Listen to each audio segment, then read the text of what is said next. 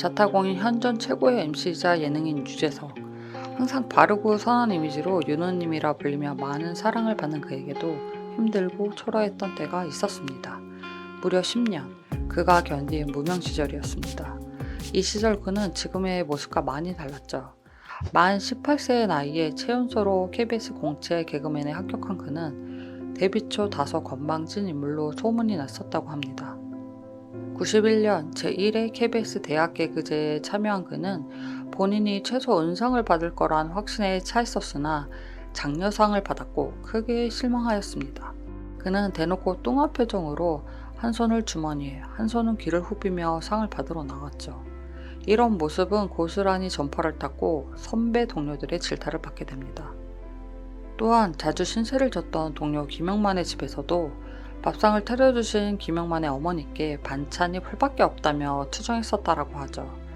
그는 카메라 울렁증으로 인한 긴장으로 얼마 안 됐던 기회마저 놓치기 일쑤였고 자신의 존재를 알리기 위해 씌워졌던 메뚜기 탈도 무척 창피했었다고 합니다.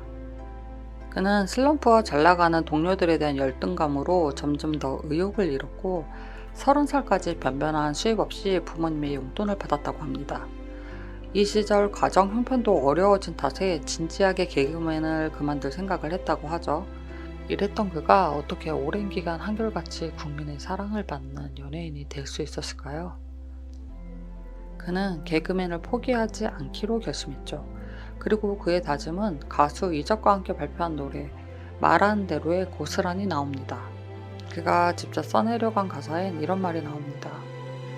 가슴이 아프고 답답할 때 난 왜 안 되지? 왜 난 안 되지? 되뇌었지. 마음먹은 대로, 생각한 대로, 말한 대로 될 수 있단 걸 그땐 몰랐지. 자, 그렇다면 우리의 생각과 믿음이 실제로 신체나 행동, 결과에까지 영향을 줄 수 있을까요? 정답은 그렇다입니다. 이건 영적인 얘기가 아니라 과학적으로 증명된 것입니다. 플라시보 효과 또는 위약 효과란 용어는 심리학 및 의학 분야에서 쓰이는 말입니다. 이름의 유래는 내가 기쁘게 해주지 라는 뜻을 가진 라틴어 플라세보에서 나왔죠. 제2차 세계대전 때 약이 부족한 상황에서 부상당한 병사들에게 몰핀을 가장한 식염수를 투여한 유명한 사례가 있죠. 병사들은 식염수를 맞고도 진통제를 투여했다는 말을 믿음으로 통증 완화를 겪게 됩니다. 미 노스웨스턴 의과대학의 마루안가 바니아 박사는 퇴행성 관절염 환자들 대상으로 실험을 합니다. 그 결과 그들은 위약 효과를 보인 환자들의 전두엽 안에 있는 중전두회가 반응한다는 걸 밝혀냈죠. 이는 플라시보 효과가 심리적 작용이 아닌 실제로 발생한다는 걸 과학적으로 증명한 거예요. 플라시보 효과는 반대로 작용하기도 합니다. 바로 노시보 효과입니다. 아무런 효과가 없는 약을 주면서 이것을 먹으면 두드러기가 날 것이다 하면 실제로 두드러기가 나는 것과 같은 현상이죠. 이에 대해 아주 흥미로운 사례가 있는데 1950년대 포르투갈 항구의 냉동 창고에서 시체가 발견됩니다. 사인은 동사로 밝혀졌지만 당시 냉동 창고의 온도는 전원이 차단되어 영상 19도에 불과했다고 합니다. 그들은 우린 얼어 죽을 거야 란 걸 철석같이 믿었고 실제로 영상 19도의 저체온증으로 죽은 거죠. 심지어 그 창고는 넓고 환기도 잘 됐으며 식량 또한 풍부했다고 합니다. 이 믿기지 않는 얘기는 죽은 선원이 자신이 얼어 죽어가는 과정을 냉동 창고 속 벽에 상세히 써놓음으로 세상에 알려졌습니다. 어떻게 생각만으로 죽음에 이르게 됐을까요? 우리는 상상과 현실을 구분하지 않습니다. 아주 쉬운 예로 지금 눈앞에 막 자른 레몬 한 조각이 있다고 상상해보세요. 상상만 했을 뿐인데 침이 고이죠? 이것이 우리 뇌의 작동 원리입니다.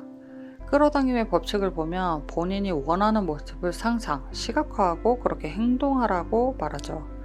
저는 끌어당김의 법칙을 처음 알았을 때는 좀 거부감이 들었어요. 너무 영적인 얘기가 아닌가 싶어서요. 저는 의심이 많고 증명을 중요시 생각하는 스타일이거든요. 하지만 뇌과학책과 심리학책을 보며 나온 무수한 실험 결과들을 보며 끌어당김이란 게 과학적인 거구나 라고 생각이 바뀌었어요. 끌어당김이란 게 내가 지속적으로 생각하고 믿으면 그것이 현실로 나타난다잖아요. 앞서 말한 냉동창고의 사례와 같은 맥락인 거죠. 그렇다면 어떻게 해야 지속적으로 생각하고 믿을 수 있을까요? 사실 끌어당김을 이해하고 실행하고 싶어도 그걸 계속 행동으로 유지하는 건 정말 어렵습니다. 뭐든 다 그렇긴 하죠. 꾸준히 뭔가를 하는 게 제일 힘들죠. 하지만 내가 뭔가를 믿는다란 건 그에 맞는 행동이 뒤따라오는 걸 말합니다. 지금 침대에 편안히 누워있는데 친구가 전화해서 지금 당장 우리 집에 오면 1억 줄게. 이러면 안 가실 거잖아요. 안 믿으니까. 근데 이재용 회장이 그렇게 말하면 자리를 박차고 나와 뛰어갈 거잖아요. 진짜 줄 거라 믿으니까. 이재용 회장이 1억을 주마 이게 원인이 되는 거고 그 결과 지금 뛰어가고 있는 내 모습이 있는 겁니다. 뛰어가고 있다는 건 내가 100% 믿는다는 증거인 거죠. 그러니 내가 원하는 나의 모습이 있잖아요. 그게 원인이 되는 거고 그 모습을 되새기며 지금 하루를 살아가는 내가 결과가 되는 거죠. 말과 행동은 생각에서 나옵니다. 믿음의 증거로서 지속적으로 우리의 생각을 점검하고 말과 행동으로 보여야 되는 거죠. 여기에 대해 유재석은 이렇게 말합니다. 실제로 내가 하는 말과 행동이 내 인생을 만들어 간다는 것을 많이 느끼거든요. 평소에 욕을 많이 하면 진짜 욕할 일들만 생긴다니까요. 라고요. 또한 그는 무명 시절 8년 넘게 기도했던 내용처럼 항상 겸손하고 솔직하게 초심을 잃지 않겠다라고 한 다짐을 지금까지 지키고 있습니다. 그 결과 그는 지금의 유재석이 된 거죠. 지금 들으시는 여러분 모두 머릿속에 각자 본인이 원하는 모습이 존재할 거예요.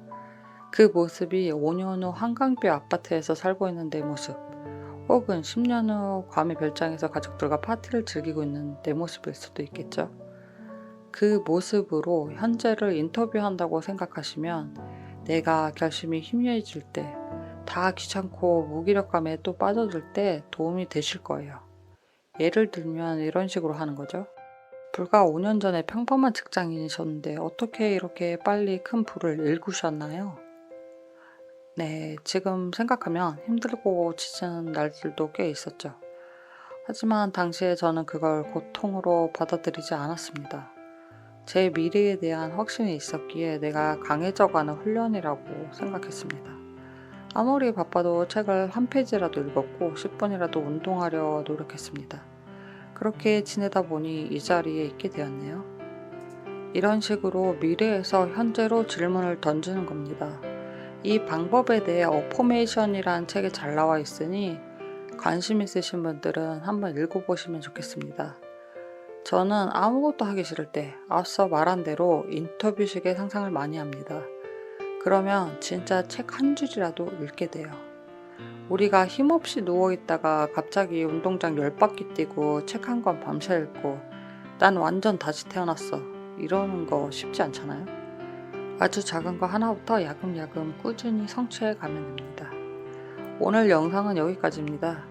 오늘 그림은 노숙자에서 억만장자가 된 크리스 가드너의 실화를 바탕으로 만든 영화 행복을 찾아서의 한 장면입니다. 그럼 여기까지 봐주셔서 감사하고 행복한 하루 되세요.